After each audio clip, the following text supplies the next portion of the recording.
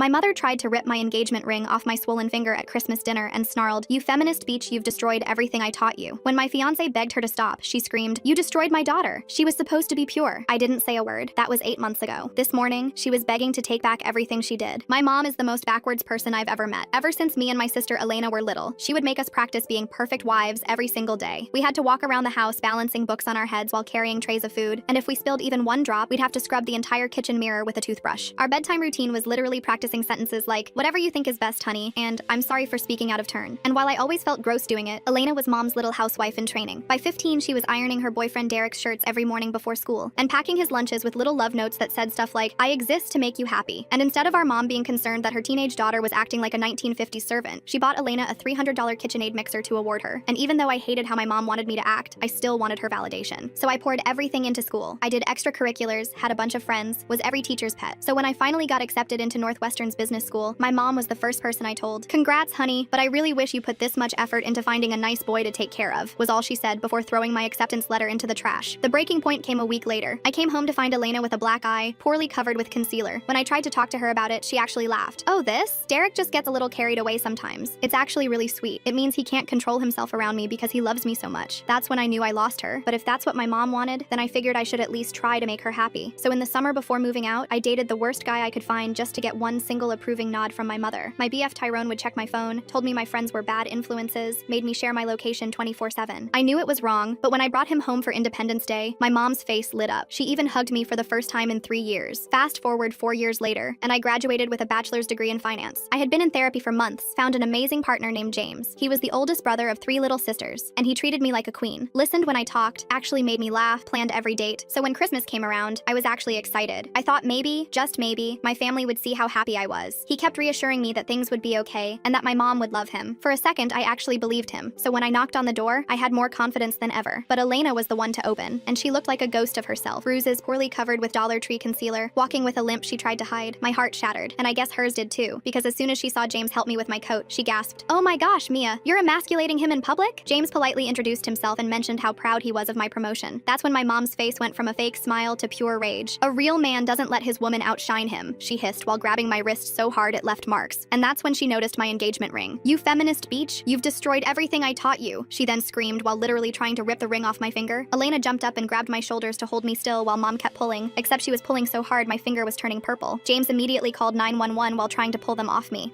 I figured by this point my parents would realize they were assaulting me, but no, my mom grabbed a kitchen knife and lunged at James. "You destroyed my daughter. She was supposed to be pure." Meanwhile, my finger felt like it was being torn off and I couldn't stop screaming. Luckily, the cops arrived fast, and by the time the paramedics checked me out, my finger was dislocated and deeply cut from the ring being forced off. By the time the substances wore off, I was furious. My mom kept calling me. James was telling me he's sorry for embarrassing me and asking me if I was sure I still liked him. But all the noise around me simply came in one ear out the other, because I was going to have a relationship with James, and I was going to make my family back off. And make my family back off I did. I blocked every single number. Mom, Elena, even distant relatives who might pass messages. James helped me change all my passwords and set up new email accounts. My hands shook as I deleted years of photos from my phone, but each deletion felt like cutting a rope that had been strangling me. The first week was quiet, too quiet. I threw myself into work, staying late at the office to avoid thinking about what happened. My finger still throbbed where the ring had been forced off, and James bought me a simple chain to wear it on until the swelling went down. My coworkers noticed the bandage, but I just said kitchen accident and changed the subject. Then Thursday morning, my boss McCatherine called me into her office. She had this weird expression, like she'd eaten something sour. "Mia, I received a concerning call about you yesterday. Your mother claims you stole family heirlooms worth thousands of dollars." My stomach dropped. I gripped the armrest of the chair until my knuckles went white. "That's not true. I haven't taken anything from them." She also mentioned you might be having some mental health challenges, said you've been acting erratically, that your boyfriend is controlling you. McCatherine leaned back in her chair, studying me. "Now, I've worked with you for 2 years. This doesn't sound like you, but I had to ask." I pulled out my phone with trembling fingers and showed her the police report from Christmas. Her eyes widened as she read about the assault, the dislocated finger, the knife. "I'm trying to get a restraining order. She's lying because I cut contact." McCatherine's face softened. "I'm sorry you're dealing with this. But Mia, she called 3 times yesterday. My assistant fielded 2 more calls this morning. If this continues, it could affect your promotion review." I left her office feeling sick. 3 years I'd worked for that promotion. 3 years of 60-hour weeks, perfect presentations, bringing in new clients, and my mother was trying to destroy it with a few phone calls. James was waiting in the parking lot with coffee and my favorite sandwich. He'd started doing that, showing up when he knew I'd need support. "How bad?" he asked as I slumped into the passenger seat. "She's calling my work, making up lies about theft and mental problems." I took a shaky sip of coffee. "McCatherine believes me for now, but if this keeps up, we're filing harassment charges today," James said firmly. "My sister Ashley works at a law firm. She can help us figure out the paperwork." Ashley turned out to be a godsend. She was the middle sister, sharp as a tack with wild curly hair and a no-nonsense attitude. She sat us down at her kitchen table that evening with a stack of forms and a recorder. Document everything. Every call, every contact attempt, every lie. We're building a paper trail. I spent hours writing out dates and incidents while Ashley organized everything into neat folders. James sat beside me, occasionally squeezing my shoulder when my hand cramped from writing. By the time we finished, we had 20 pages of documentation going back years. This is good, Ashley said, scanning through everything. Shows a clear pattern of escalation. We'll file first thing tomorrow. But my mother escalated faster than we could file paperwork.